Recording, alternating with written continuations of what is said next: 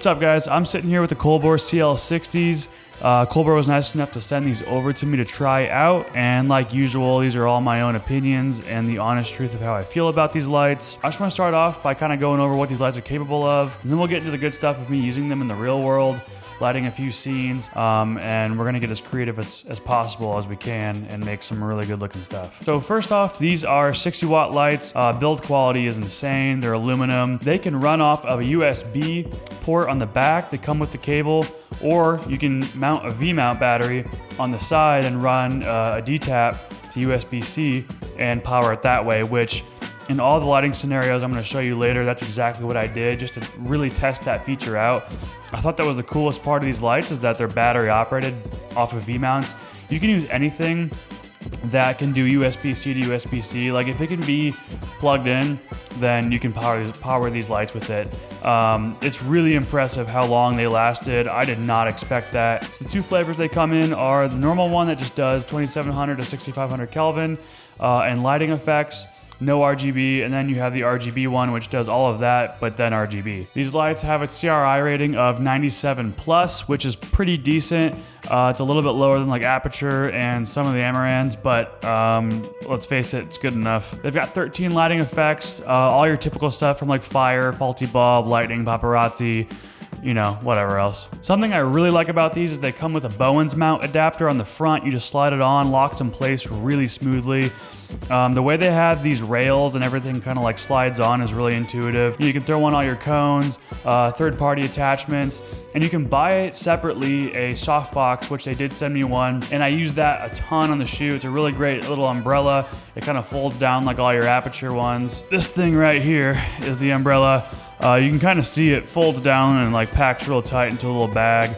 And it's really the same quality as like an Aperture light dome or something like that. I will say though, so this umbrella was so hard to open. Thought I was gonna like hurt myself trying to open it. And when I collapsed it again, it like came down and almost like broke my hand. So I appreciate the solid build on it, but it's a little aggressive. So maybe you just have to like wear it in a little bit, but I legit couldn't get it open for like a couple days. Like I just kind of like gave up, and then on the shoot I had to use it, so I figured it out. And then the last thing is that it has a really nice LED screen on the back with really nice buttons that light up, and these scroll wheels are really nice, intuitive menu system, very easy to use. You kind of just turn them on, you can get right into it. All right, so now that we got the boring stuff out of the way, my goal with this video and looking at these lights was to do two scenes, an exterior night scene and an interior night scene, I guess, more of like a darker, moody type, like, you know,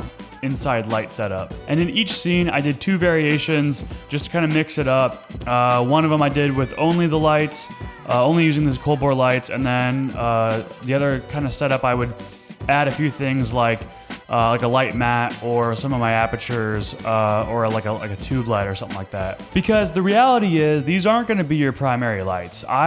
Being honest, I would not reach for these to key someone unless I was in a pinch or in a small space or needed to go like handheld with it and didn't have power. But if you have power and you have other lights that are battery operated or can plug in with power, you're gonna use those first. You know, I'm gonna use my F22 light mat or my Aperture with the big umbrella and everything like that. And then these are gonna be used to just kind of like either fill or backlight or like kind of add accents to things. I kind of put these wherever they need to be in the scene to elevate the scene. Although I did manage to light a whole scene with just these two lights. It was the interior scene variation with the TV in the background, and it worked out really well. So let's stop talking about it and let's head to set and see how we lit these scenes with these Colbor lights. So an overview of the first setup was just in my apartment kitchen area. We've got this table and some chairs, and I had an idea to do kind of like a birthday theme, but a very music video-esque kind of like moody birthday scene. So for my primary light, I had the F22C light mat from Amaran, and I just did like a top-down overhead lighting with that on a gobo arm and a C-stand. And then I knew I wanted to kind of use one of these Colbors to create some flaring in the lens and like a really harsh kind of hair light on the back of her head. And then I had the idea to also drop confetti, so that light would help kind of shoot some light through the confetti and make it look kind of cool. And then I had the idea to have a real vibey cake in front of her with a ton of candles on it, and that would kind of like light her face and give her that like eye light that I want. And then I used the Colbor at like 3500 Kelvin. I threw the umbrella on it with a stop at diffusion and the grid to kind of keep it from spilling all over the background. And see, that's what I mean about using these lights, not as a primary, but you know, this one was a hair light and this one was some fill on her face, just helping that light mat kind of wrap around underneath the top of her head there. Because if you do a top-down setup, it will be either really moody and their eyes will be really dark because it's not kind of wrapping into their face. So you need a little something, you know, like off to the side, right in front, down low, bouncing, something like that. And the candles just weren't doing enough. After that, I hit record, dropped some confetti, and this is what we got.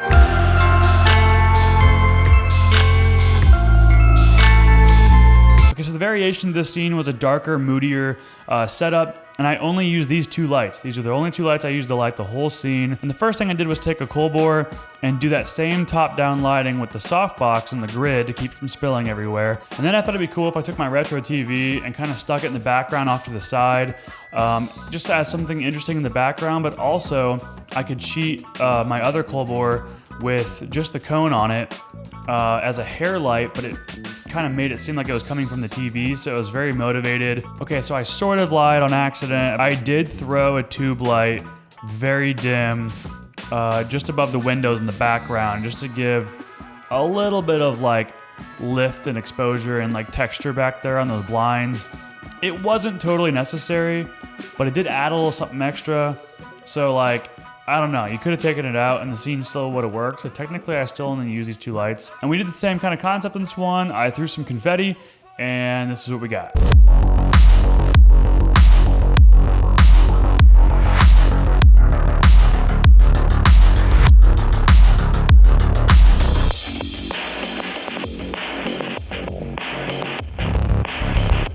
All right, so the next scenes were exterior, and the first variation kind of worked out, kind of didn't. And I was going for a real edgy, moody, like white collar guy is on his, you know, rock bottom or he's losing it or something like that.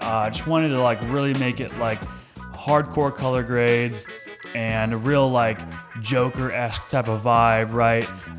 So disclaimer, I don't condone alcoholism. It just like looked cool for this scene, okay?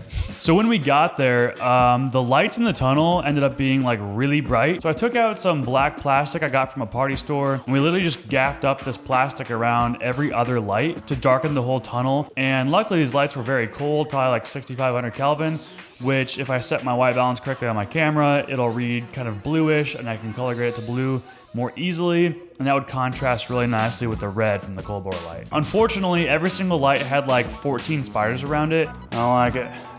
Oh, he's huge. There's just spiders like crawling around.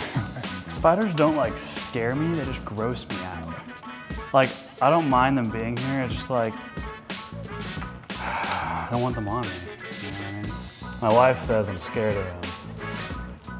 We had to tape them up and get our hands like right up on them. They were like jumping and like running around and crawling all over my hands. So that was a nightmare. So then I set up the RGB light to red and kind of shot that, you know, at the ceiling a little bit, and it kind of spilled around and caught the left side of his face.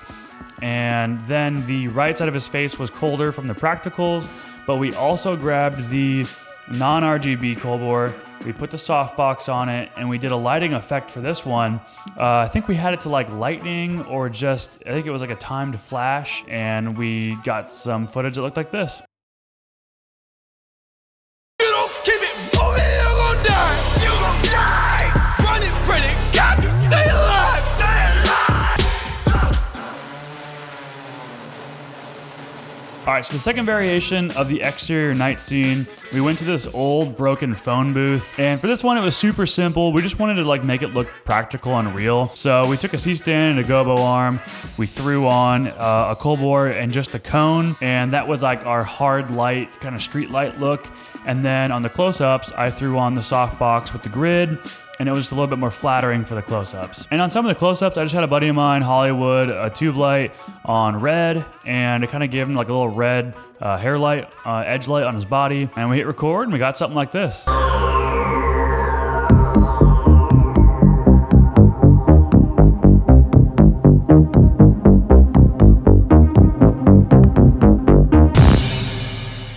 All right, so those are the 4 scenes that we did. Guys, super impressed with these lights and how they performed. I couldn't believe how good those interior birthday scenes turned out, especially the one where I just used these 2 lights, sort of. Battery life was really impressive. The build quality is impressive. They always worked, besides the time I dropped it and broke the cable, but that was completely my fault.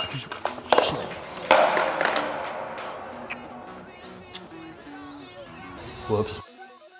The only thing is that they are $200, at least the RGB one I think is. The quality is there, it's worth the $200, but I think for like $300 you can get an Amaran, what is it, like a 120 or something like that. I don't know, you get a little extra power, and my whole thing is you can always dim a light, but you can't give it more power, make it brighter. So you might as well just buy a big boy and dim it to what you need. Unless, again, you need something small, that can do battery operated like this, and you can literally go handheld if you're doing a lot of like oneers or like moving shots. A lot of, plus sides to it, a lot of positives, but yeah, overall, super impressed. Awesome lights. And I had a ton of fun making this video and lighting these scenes. I hope you learned something.